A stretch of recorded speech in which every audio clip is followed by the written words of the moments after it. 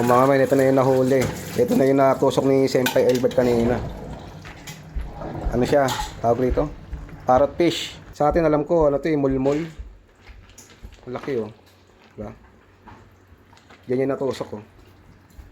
Lulutuin natin siya, gagawin natin siyang escabeche. Titirahin na ni Manny Jeller, baka tirahin pa. May iba. Delikado pa lang mga men, na escabeche, hindi na pinipid oh. Diba? Escabeche. Escabeche natin. Tikman na natin yan. Game. Tikman na natin mga men. Thank you Lord, tadarimas. Sasarap ng mga ayaw nila. Escabeche. Ang tawag ng isda? Ang tawag sa isda? Parrot fish. Parrot fish. Escabeche ng Japan. Manoy, Bicolano ka. Iba ang meaning sa amin yan. Ano? Ay, mga Bicolano dyan. Ang lami. Lami. Yun.